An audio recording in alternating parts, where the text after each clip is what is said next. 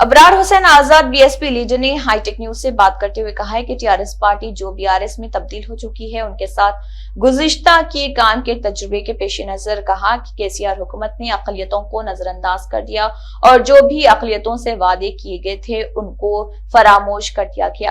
देखिए अबरार हुसैन आजाद ने मजीद क्या कहा। जो टीआरएस पार्टी आज बीआरएस में तब्दील हो चुकी है, मैं इस पार्टी के साथ गालिबन 20 साल का वक्त गुजारने के बाद में तमाम तजुर्बात को मलहूज़ रखते हुए आज ये बयान मैं देता चाहता हूँ कि जो अलहदा तेलंगाना की तहरीक चली और तहरीक से पहले केसीआर साहब के ये अल्फाज हुआ करते थे कि इस रियासत में हिंदू और मुसलमानों को मैं दो आँख की तरह देखूँगा और उनके साथ इंसाफ करूँगा।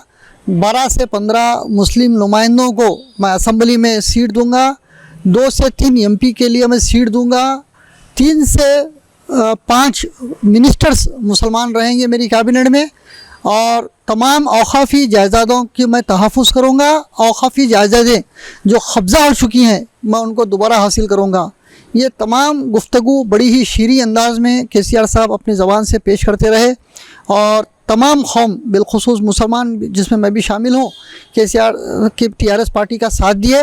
लेकिन जब 2014 आया अलहदा रियासत तेलंगाना के बाद धीरे धीरे केसीआर साहब अपने असली रंग पे आते गए और आज कारनामा आपका ये है कि आपने इस रियासत में मुसलमानों को काफ़ी तरक्की दी। जो 2016 में मुसलमान बेरोज़गार जो माइनॉरिटी फाइनेंस कॉरपोरेशन में 1,65,000 एप्लीकेशन डाले थे माली मदद के लिए, उनकी तरक्की होते हुए वो लोग 2,16,000 हो गए। ये मुसलमानों की तरक्की है जो केसीआर दौर में है। और वो 1,65,000 जो एप्लीकेशंस मंगाई गई थी उसमें 6,000 या 7,000 गालिबन फिगर तो परफेक्ट याद नहीं है मुझे, वो उन्हीं को जो है ना 50,000 का लोन दे करके वहाँ तक माबाकी एप्लीकेशंस कैंसिल की गई हैं। अभी भी 2,16,000 एप्लीकेशनों में जैसे कि 70 करोड़ और 50 करोड़ का जो ऐलान किया गया था जो 31 मार्च गुजर चुकी है और वो अमाउंट अभी तक तकसीम नहीं हुआ, तो आप जान सकते हैं, समझ सकते हैं कि वो अमाउंट कहाँ गया, क्या फिर आगे मिल सकता है या नहीं मिल सकता है। ये केसीआर की पॉलिसी है कि सिर्फ सुनाओ, कानों को खुश करो और जो है ना झांसा दो, वोट के नाम रमज़ान के नाम पे गिफ्ट और इफ्तार के नाम से जो है ना खजूर दे करके भुसला के फैला के ख़त्म कर दो। तो वो जो 2,16,000 एप्लीकेशंस आई हैं, अभी एक मेदक की अखबार के ज़रिए रिपोर्ट आई थी जहां 12,000 लोग अप्लाई किए, जहां पे 9 लोगों को जो है ना चुना गया था कलेक्टर की जानिब से।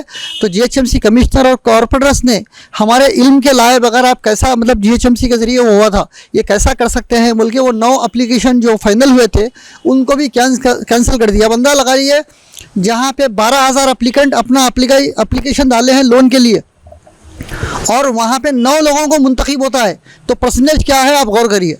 तो ये है असल मुसलमानों की तरक्की केसीआर के दौर में। जहाँ पे 12 से 15 सीट देने की बात किए थे वहाँ पे सिर्फ और सिर्फ एक शकील एमएलए बोदन को सीट दी गई है, एक खानापुरी को इनात अली बाखरी को सीट दी गई थी जो बराए नाम थी।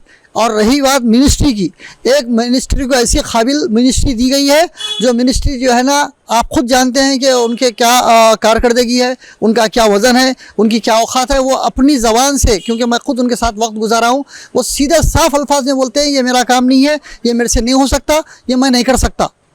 ये उनकी काबिलियत है, ये उनका जो है ना कारकर्दगी है। तो ये तरक्की रही है केसीआर की।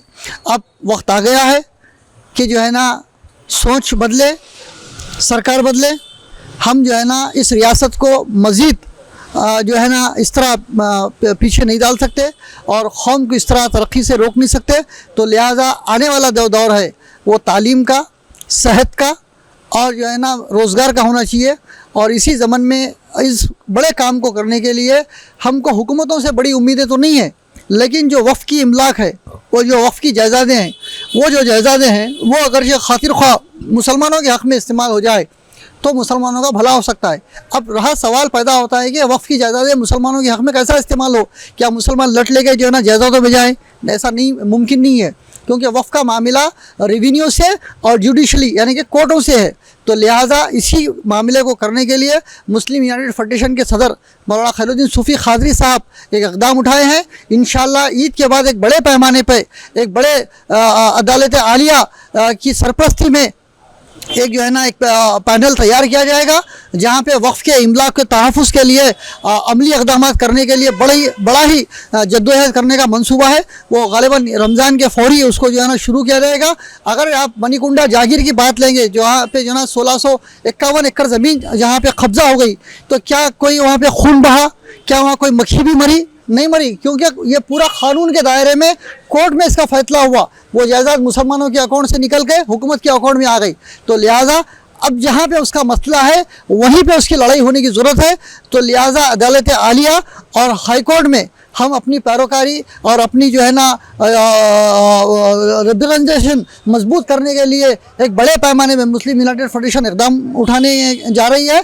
तो इंशाअल्लाह इसका बाज़ाफ्ता सदर सूफ़ी उलमा कौंसिल व मुस्लिम यूनाइटेड फेडरेशन खैरुद्दीन सूफ़ी साहब के ज़रिए इसका ऐलान होगा।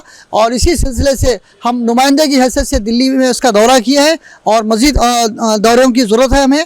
तो इंशाअल्लाह ये तमाम काम करने की ज़रूरत है। तो हमको चाहिए कि जुडिशल यानी कि जो कानूनी अदलिया के ज़रिए वक्फ बोर्ड को बचाने के लिए जो इक़दाम करने की ज़रूरत है उसके लिए कमर बस्ता होने की ज़रूरत है।